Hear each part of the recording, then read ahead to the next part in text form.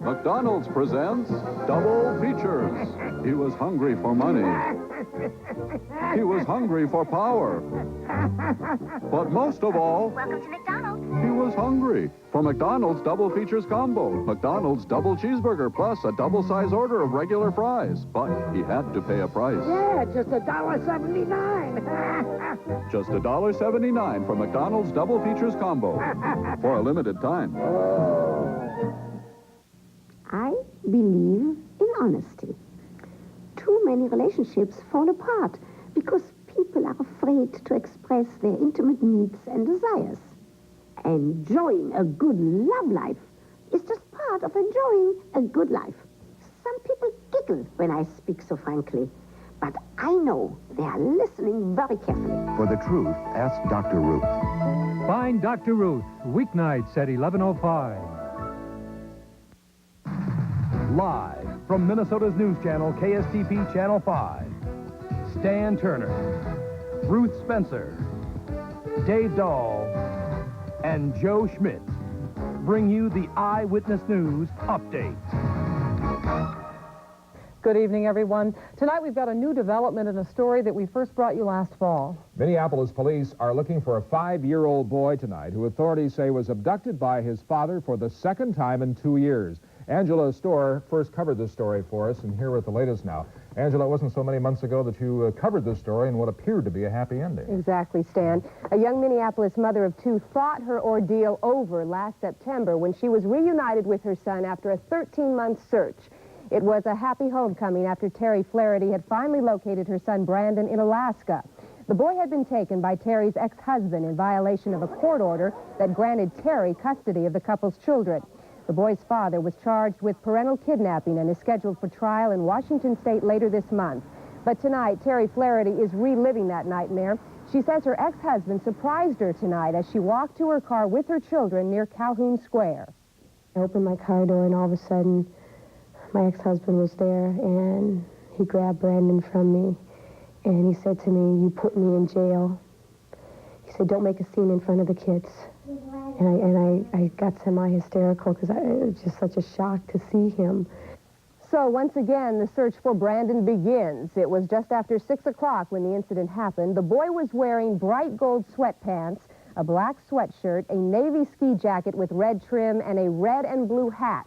If you think you have seen the boy or the brown Toyota hatchback he was in, you can call the Minneapolis Police Department at 348-2345. Angela, is there concern for the boy's safety? Was he abused in any way the last time he was taken? No, he wasn't abused at all. In fact, I don't think that is a big concern. It's just that he was in violation of a court order. He was supposed to be in Washington State, and all of a sudden he's back again and the child is missing. Go ahead. I was going to say, does Terry have any idea where she thinks they may have gone? Well, Terry heard from her ex-husband about 45 minutes after this happened, but he again demanded joint custody of the child, and she has no idea where the two of them are. Angela, thank you very much. We'll be following this one, obviously. The medical examiner has now determined how an elderly St. Paul woman was killed over the weekend. Lillian Culler apparently died as a result of suffocation. Her body was discovered at her home on Sunday afternoon by an upstairs tenant. According to the medical examiner, someone blocked Culler's upper breathing passage, causing her death. She was 81 years old and suffering from emphysema. Police say that her home appears to have been burglarized. The death of Lillian Culler has residents of that St. Paul neighborhood talking and also worrying tonight. As John Wingate reports, they're not content to sit back and wait for the police to solve neighborhood crimes. Residents of this middle-class neighborhood aren't used to having violent strikes so close to home. Tonight, while police patrolled the streets, residents reacted to the weekend murder. There isn't too much point in worrying about it. Everybody, I suspect, is locking doors a little more vigilantly than they were before, but there isn't too much else you can do. Is your wife concerned? Yes, she is, but she's just a little more nervous than I am. You know, we always thought it was a safe neighborhood, and then all of a sudden, something like this happens. It can, scare you because, we got kids, and you just don't know what could happen. Everybody's just pretty shocked about it. Just disbelief. You don't think it's going to happen in your neighborhood, and it did. St. Paul Police Chief William McCutcheon is trying to dispel concerns the Cooler case might be part of a pattern. He said that area of the city averages about 6 burglaries a month. There are no similarities that we now can see. But the investigation is ongoing. It's very early in the investigation. Some residents of this St. Paul neighborhood are taking action on their own. A neighborhood crime watch group is being organized, and already the first meeting has been set for this Saturday. Dennis Osborne is unhappy with the amount of crime in his area.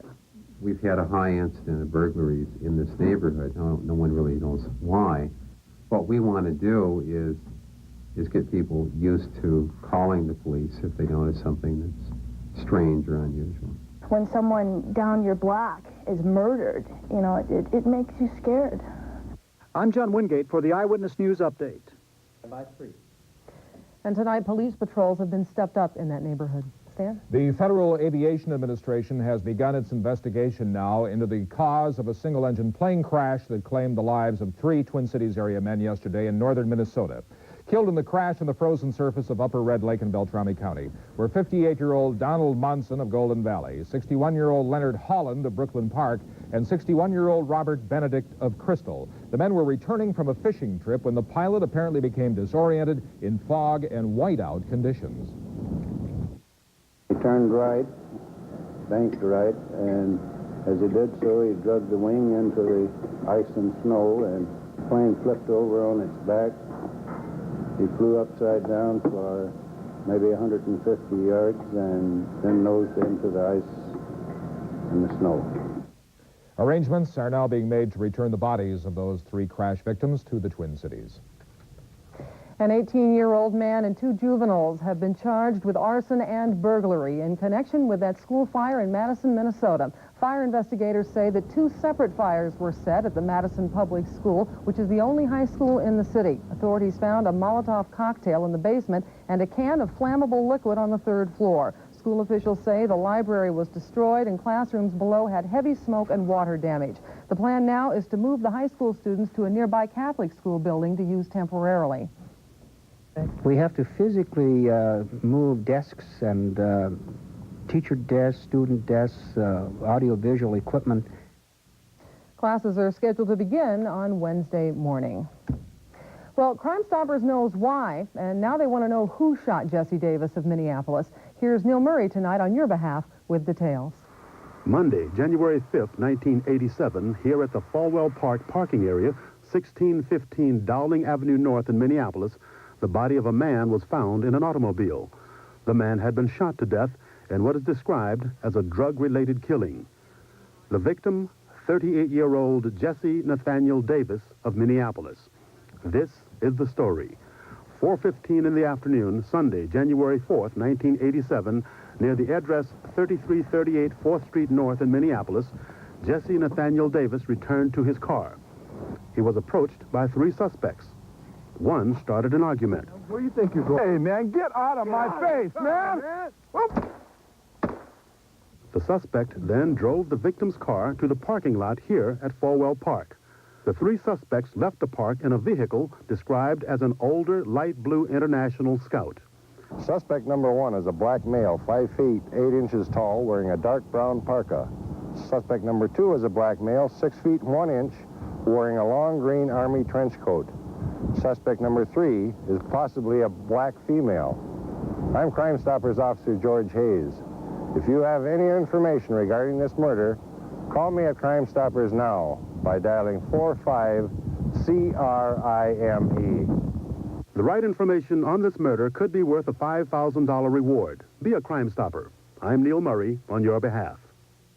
Authorities in Carver County may file charges against a local farmer for holding sheriff's deputies at bay with a shotgun this morning. Deputies arrived with semi-trucks at Herman Genrich's farm just south of Cologne so they could repossess some $250,000 of farm equipment, but they came away empty-handed. Authorities say that Genrich not only damaged his farm machinery, but he brought out guns to block off the road to the farm.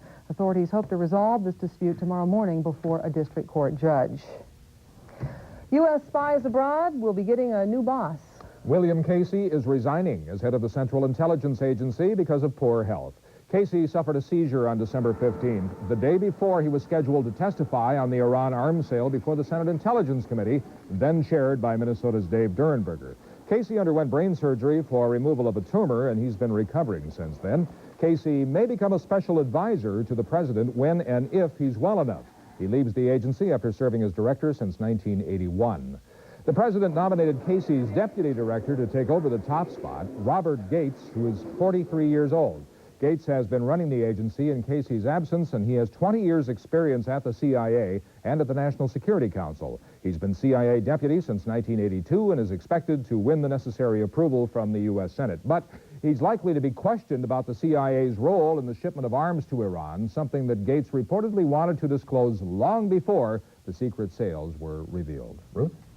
President Reagan is going to be giving more material to the people investigating the arms sale and the subsequent diversion of profits to the Contra rebels in Nicaragua. White House spokesman Marlin Fitzwater told reporters that the president wants to make available excerpts from his personal notes, any items relating to the Iran arms sale. So far, there has been no formal request for those notes from any of the committees investigating the Iran arms sale. The Iranians are still holding an American reporter in jail, and that leads our news from around the world this Monday night. Iran claims that Gerald Saib is a spy after allegedly entering the country under a false passport. He's a reporter for the Wall Street Journal, and both his boss and the U.S. government are demanding his release. Muslim kidnappers, meantime, in Lebanon claim they have moved the 4 professors kidnapped a week ago. They say those hostages will die unless Israel frees hundreds of Arab prisoners. And with U.S. forces building up in the Mediterranean, they are warning against a U.S. raid on Lebanon. Filipinos voted on the new constitution put forth by President Aquino, and unofficial results show her winning a decisive victory. But final results will not be available until sometime next week. Well, one of the final acts of the 1987 St. Paul Winter Carnival happened tonight on Harriet Island.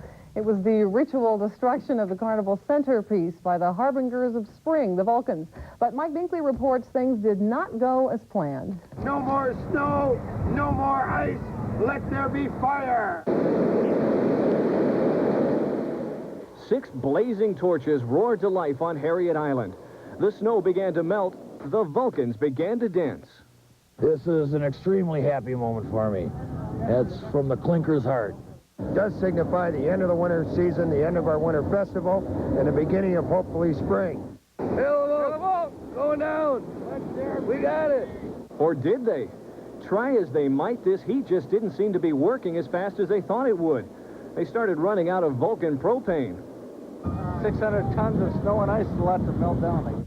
Somewhere King Boreas must have been smiling. The sculptures just wouldn't go down.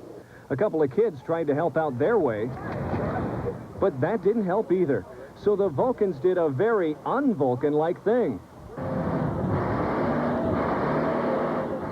They brought in the heavy machinery. That was good enough for the crew. Mission accomplished. So this is all that's left of the snow sculptures. The Vulcans are going to leave these clumps of snow here to melt naturally. And with the warmer weather they're promising soon, they're saying that should be any time now. In St. Paul, Mike Binkley for the Eyewitness News Update.